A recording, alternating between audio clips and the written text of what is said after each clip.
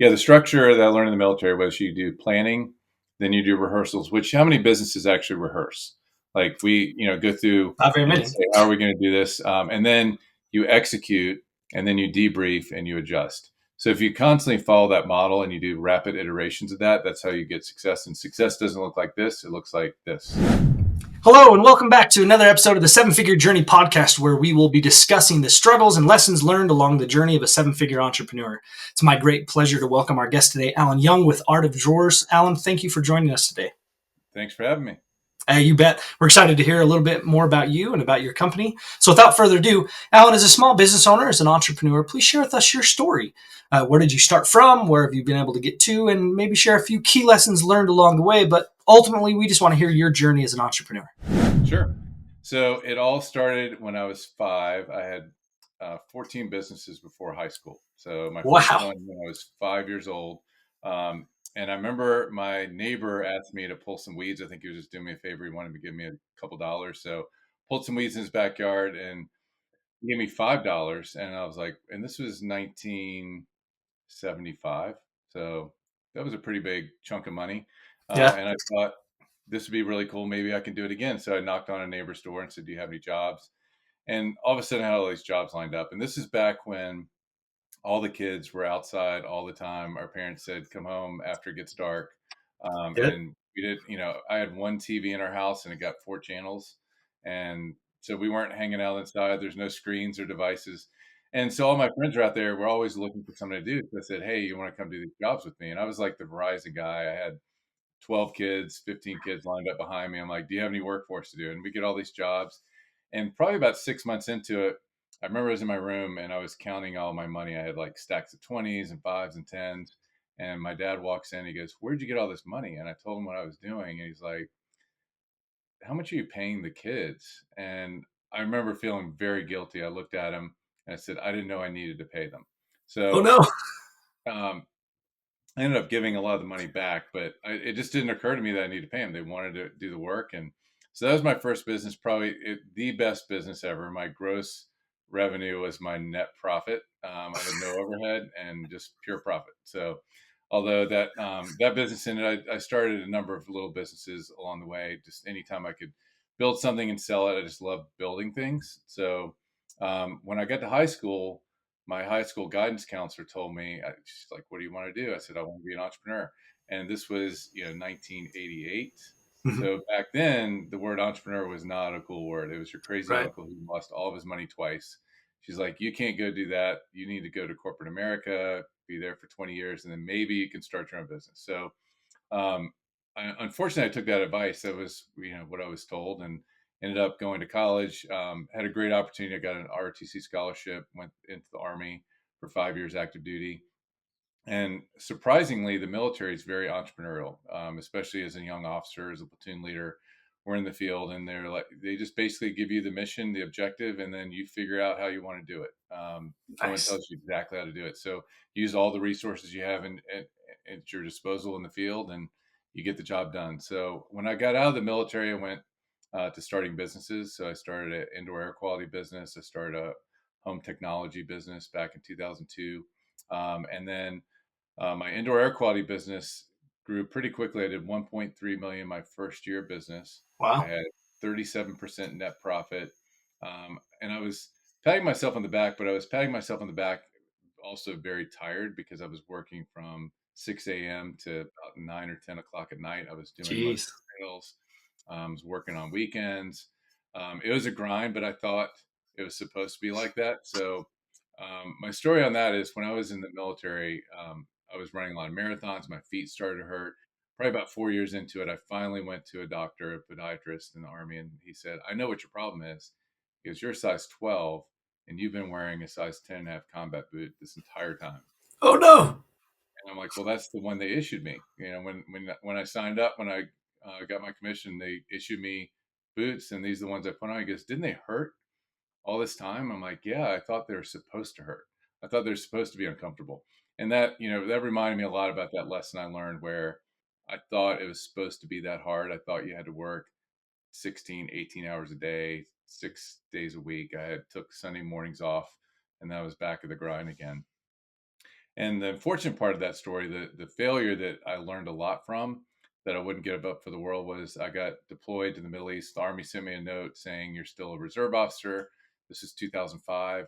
You're deploying to the Middle East. You have about 6 months to get everything together." And as you know, most small businesses, I had 20 employees. I couldn't pull myself out of that business for a weekend, much less 6 months in Right. another country. So I very quickly tried to sell it. A lot of people were interested. We're still growing rapidly, but no one wanted to buy it because they said, "You're the business. If we take you out of the business, then I sold 980,000 at 1.3 million. I had all this turnover. I was really holding the business together with gum and thumbtacks and just trying to hold it all together. Right. So when I went to sell, the best I got was an earnout. And they said, "We're going to give you a small percentage of revenue for 5 years after the first 6 months." So that 6 months hit about 2 months into my deployment. And um, 1 month before that, I got a note that they were out of business for all the Oh, no. reasons I said. If my best sales guy who had a 40% close rate ran all the sales, we would have lost money. I had a 78% close rate. So I was the business. And right before I left, I did what everybody does when they don't have a job, because I'd sold my company and I had about 3 months left. And I went out to Kinko's at the time, FedEx office, and got business cards printed up that said my name and consultant underneath it. So I was a small business consultant for about 3 months. And one of my clients in Richmond, Virginia, was doing custom pull-out shelving. They had about 5 employees. They wanted to expand. It was a new industry. So I helped them come up with a plan to expand, which is a dealer model. They didn't have the systems and processes to be a franchise. They hired me to do that plan. I gave them the plan, came back from my deployment. I just checked in on them. I didn't know what I was going to do next. I said, "How's it going?" They said, "The plan is great. We were just waiting for you to come back and do the plan." So Ah, I didn't know what I was going to do next. So I became a partner, started bringing in all these dealers. I took over the Richmond market, which was a B2C market, because they started expanding so quickly. Now they're a manufacturer and they're, focused on that. So I took over the Richmond market. I put in a call center, put in technology, opened up Chicago, Minneapolis, um, Milwaukee, Birmingham, and Atlanta, all in a year, and we were doing about 5 million in revenue in this wow. dealer model that I was also supporting and bringing on other people. And that's when I woke up about a year and a half into it, thinking this is a franchise. I could operate 5, 6 markets from a distance. We had contractors doing the sales, the installs, technology, people, process, all that stuff. So that's when I woke up one day and said, "We can franchise this." So in the fall of 2008, a great time, a scary time, but it turned out to be a great time for us. We started Nice. franchising Shelf Genie. 2009, 10, 11, we were an Inc. 500 company, an Entrepreneur 500 company, grew really quickly. And then towards 2017, I started getting really frustrated because we had several thousand people in the field. Innovation came to a halt. Didn't quite notice until it just hit me one day that we can't get anything done in under 6 months as far as innovation goes, and that's quick in that environment. So my hack for that was I actually started a competing company to my existing company called Art of Drawers, and we innovated very quickly. Came up with new systems, processes, technologies, better, higher quality. I built the Lexus to the Toyota, and then someone came along, Neighborly, which owns about 30 home service franchises, I think, at this point, and wanted to buy Shelf Genie, so I sold them that, but I licensed them the technology, kept that, kept Art of Drawers, and started franchising that about a year ago. Awesome. Wow, what a story, Alan. That's fantastic. I love your intentionality around each and every time you're like, okay, I dive in, I got to figure this out. And then it was each of these turning points along the path of your journey. It was, I woke up and I thought, oh, okay, I have this idea. I'm going to put it into work. Because I see too often with small business owners where they have these great ideas, but they're so stuck in the day to day, like you mentioned at the beginning, where you're just working so many hours. They Right. never got to actually implement or take action on any of these great ideas that they had. And so they would just be stuck in the grind. They keep on having these ideas and then they beat themselves up because they would never try them out. So I love your intentionality around, what, I had this idea, I put it into force. I started taking action. And you were able to get to where you're at now. So that's fantastic. Yeah, and I think a big part of that is not being afraid to fail. So that was my sort of the success superhero part of the story. There's a lot of failures along the way. There's a lot Right. of businesses I started along the way. I've started probably 15 businesses. Art of Drawers and Shelf Junior are probably the biggest ones, but I bought franchises. I bought manufacturing companies. I've done a lot of different things on the business side. Started companies that didn't make it very long. I actually started a company that made money that I decided to shut down because it wasn't scalable. Ah, So yeah, my batting average is probably 4 or 500, which is good. That would get me in the Major League Baseball Hall of Fame. But I think for entrepreneurs, that's a scary number. yeah. Only succeeding half the time or less than half the time. But you got to be okay with failing. You got to be able to learn how to fail forward, fail fast, and learn from it. Yeah, yeah, absolutely. We can't allow ourselves to be afraid or fear that failure, because that's going to limit our abilities to actually take action on some of these ideas that we come up with, right? And as an entrepreneur, it's like engraved in our blood that, hey, I see things differently and I come up with ideas, and I want to go execute on them. But if we can't get over that constant fear of failure, we don't take action. Yeah, and I'm a big fan of the EOS model, which I'm sure you're familiar with, Entrepreneurial Operating Yeah, System. So when I read the book Traction, that was a game changer for me because I'm like, I'm a visionary. I can be yeah, an integrator. I can do operations. I was in the military. I know how to do that, but I get really bored with it. I get frustrated. So right. having a really strong integrator who everybody reports to, and I can be the visionary, because that dance that you do with your integrator of, hey, I've got this great idea, and we always joke in my office about I have about 20 ideas a day, and only one of them's good, and it's the team's idea, team's job to figure out which one of those is the good one, and the other 19 we put on the shelf for later, and maybe they'll be good someday. Yeah, no, I love that. I hope everybody who is listening in on this episode clued into that. It's okay to say, "Hey, I have a bunch of great ideas," but then you took a step further and you said, "And I'm going to present these to my team that I trust and rely on, and we're going to work through them, and then we're going to choose one and we're going to go after it," Yep. rather than get stuck in this rut of, "Hey, I have all these ideas, but man, I don't have enough time to do any of them. So instead of trying to succeed in one of them, I just don't do Yep. anything." Right? Yep. Absolutely. Yeah, no, absolutely. That's fantastic. I love the intentionality around that, and I again too often I see entrepreneurs that, yeah, they're in that exact same. They're 100% visionaries, and they haven't understood that, hey, it's okay to grab somebody else that can take care of the day to day so I can keep dreaming, right? And they Yep. can implement these things rather than me get stuck in the rut of, well, but I have to take care of all this. Yeah, if you're the business, and that was the painful lesson I learned that I think got me out of that was I was the business in that Yeah. indoor air quality company, and I went to sell it, and it wasn't sellable, and I was working 18 hours a day. And when I Yeah, found the right integrator who could handle all the operations, and I could focus on culture, vision, and ideas, that's absolutely. that's when it really started working really well. But it's hard also to get your team to figure out and be okay with failing. So that's one of Yeah. our core values. We have three core values: think like an entrepreneur, act as one team, and deliver wow experience to our clients. But each one of those has very clearly defined items underneath it, and embracing failure when we learn from it, and celebrating success when we know why.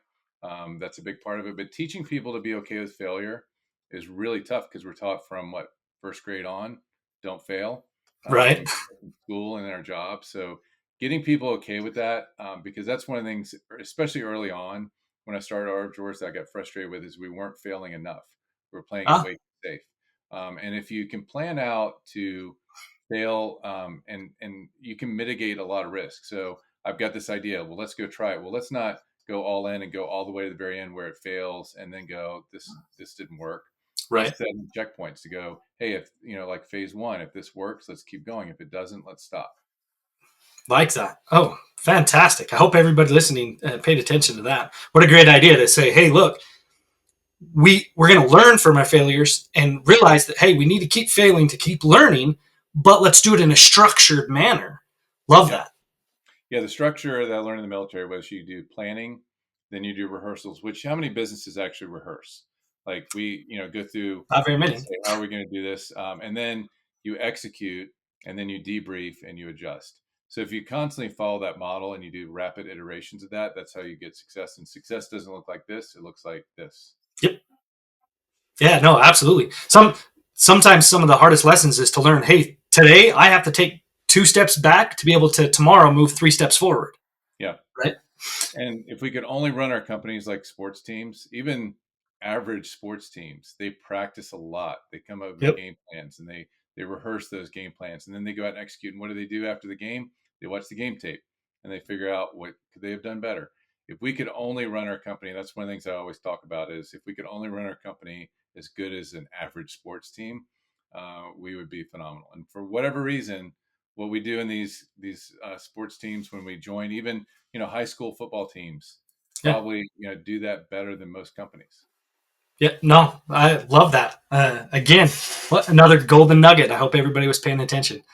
Thank you so much, Allan. What a fantastic journey you've been on. I love your tenacity and your grit of just keep pushing forward, and realizing, you know what, it's okay that I failed because I learned.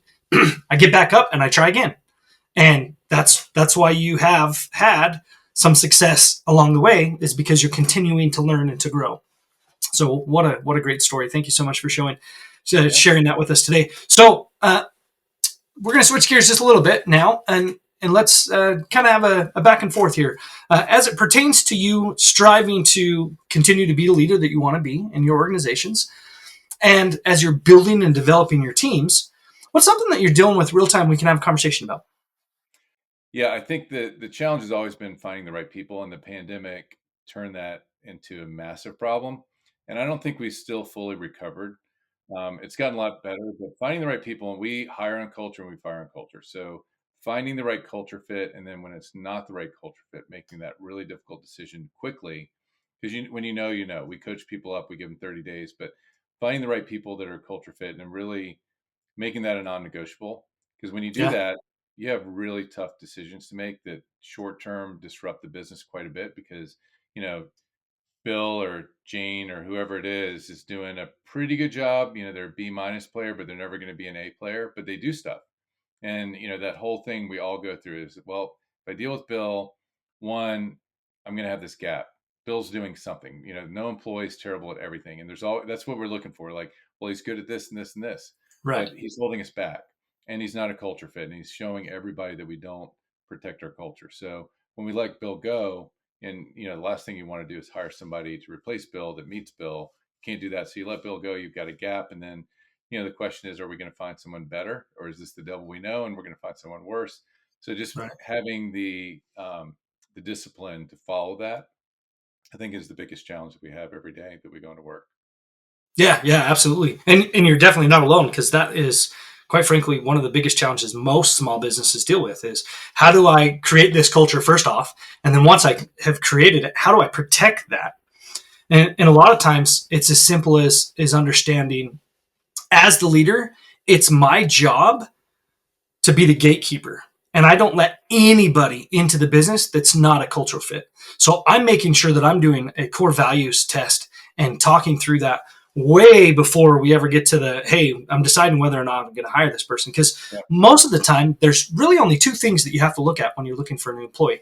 Number one, are you a core values fit? Are you going to fit into this culture that we created? And then number two, do you have the skill set necessary to complete the tasks needed in this particular role I'm hiring you right, for?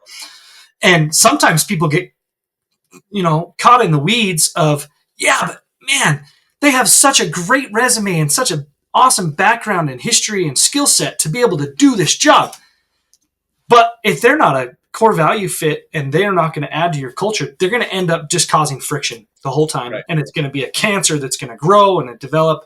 And then, like you said, then it's extremely painful and hard to then go through the process of getting rid of them, because they're probably accomplishing something, especially if they have this awesome skill set. But well, if they're and not a if core you're values fit, yeah, and if you're a small team, sometimes these are people that they do this job and no one else does it. So if you let them go, now it's zero people. You lost 100% of your workforce, and that's in yep, that job. So that's what makes it tough, I think, when it's small. But we do a really good job when we're interviewing people on culture. But the problem is our culture, I think, is difficult. We're asking people to be vulnerable, ask for help, be okay with failure. There's a lot of countercultural to corporate America values that people have to learn and get into. But regardless of what your culture is, if you're going to do that, everybody smiles and nods. And, I think you can only interview to a certain point. And I heard someone who's a company, or he owned a company that was a recruiting company, a really large one, and he's an expert in the industry of hiring. And he said, I think the best you can do is 70% on hiring Mm-hmm. success rate, and that's being the best you can be. Like that was his assessment. Obviously, that's just a guess. No one will ever know. But if that's right, and you're the best you can possibly be every day you hire somebody, 30% of your hires are wrong, Yep. which means you need to turn over 30% of your people all the time, which no one really does. But I think it just kind of highlights, if you're really going to do this, and if you're really going to hold yourself to hiring the right people in the right culture, there's going to be a fair amount of turnover. And then the challenge becomes, how do you do that turnover in an intentional way and an understandable way that everybody doesn't become afraid? Right. Because the moment you let somebody go, if everybody doesn't understand, and by the way, they typically know before you do. I'm the Right. last one to know, but they want to understand there's a process, because if you just start letting people go, they're like, then people start hiding under their desk, and they stop, Right. stop being okay with trying things out and not failing. So that's the difficult dance, or the thin line to walk, is how do you protect the culture? How do you hire and fire based on values without scaring people? And how do you, find the right people so you're not constantly disrupting the business?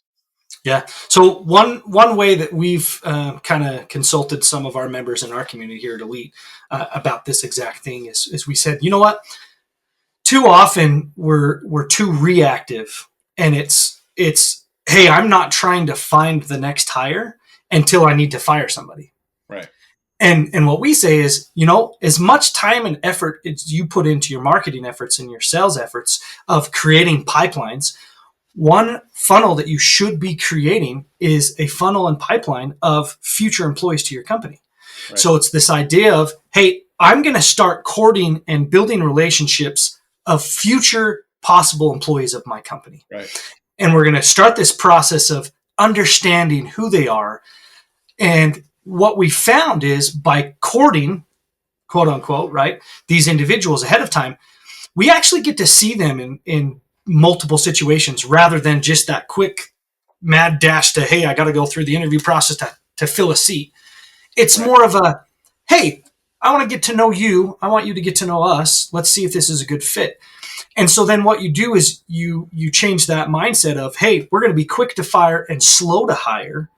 And this hiring process is going to be this long, drawn out courtship where we actually take the time and invest some time and resources into getting to know these people. I've seen some companies, they take it even to the point where they're saying, hey, you know what? Let's take them out to lunch and say, hey, we don't want to talk about anything that has to do with business. Let's just get to know each other. Right. And so then they take them out and they get to know them. And it's amazing the things that you find when somebody finally lets their guard down and actually shows up as themselves. Right. It's not a foolproof way by any means. I wish that there was a foolproof 100%. Every time we hire, we know we're going to get the right person. There's a lot of companies out there that pay a lot of good money for a system like that.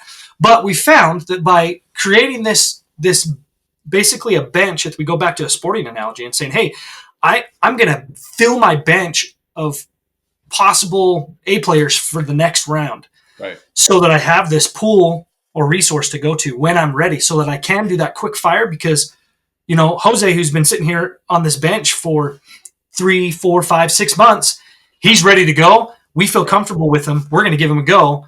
Then we feel that, hey, we have a higher success rate, or potential of a higher success rate with this particular hire, because we've taken the time to get to know them ahead of time. Right. Yeah, I think that's great. It's was really difficult to do in the pandemic. There's no pipeline, Yes. and now it's getting better and easier to do. And I love the taking them out to lunch. I, for senior hires, always take out the senior person and their spouse to dinner. There you go. I like That's that. that's a good one. But yeah, taking everybody out to lunch and just doing personal, I think that's a good takeaway for me. We'll definitely try that. Yeah. Well, hope that works. Hope that you can see some success with that. Allan, again, we just appreciate you coming on the show today with us. One thing that I want to point out to all the listeners is I hope that you really listened to what Allan had to share today, because he just had just so many great nuggets of things that he's doing intentionally on a day-to-day basis, and with each one of his attempts at doing a business, and then finally with the success that he's had with the last two. Um, it's imperative that we remember that it's okay to fail, and there's so much that we can learn from that. And the intentionality around, hey, you know what? Let's try to continually fail so we can continually be in this state of learning so that we can be ready for what's going to come next. Because what got us here isn't going to get us there. And as we're building, we need to shift gears and we need to adapt, and we need to remember, hey, we have to look at the strengths that we have currently. What strengths do we have to leverage, and what strengths do we need to go out and develop? And we can't get there if we're not intentionally thinking through, hey, how can I continue to learn and grow and adapt so that I can stay relevant in the eyes of my key clients and customers, my target people. How can I make sure that I stay relevant on an ongoing basis, and continually see that growth? Love your intentionality, Allan. You're doing a great job, and what just a great value you've added to everybody who's listening today. For those of you who are listening, if you like Allan and what he's doing with Art of Drawers, and you want to reach out to him and learn more, Allan, what's the best way that they can reach out to you? You can go to my website, Allan Young, Allan at allanyoung.com is my email, and shoot me an email or go check out the website. Fantastic. Well, you heard it here, folks. If you want to reach out to him, that's the best way to do it. As always, if you heard something today that you're like, you know what? If I tried that, maybe that would work. I beg you, take action. It's not until we start taking those steps forward that we actually start to see the results that we want. And if you heard something today and you're like, you know what? I know somebody that could benefit from that. Let's share this podcast and let's create as much value and spread it as far as we can with as many people. Well, as always, it's been a pure joy and a pleasure to be with you today. This concludes another episode of the Seven Figure Journey podcast. Again, Allan, thank you so much for joining us. And to everybody out there, thank you. And until next time, take care. Thanks, Sean.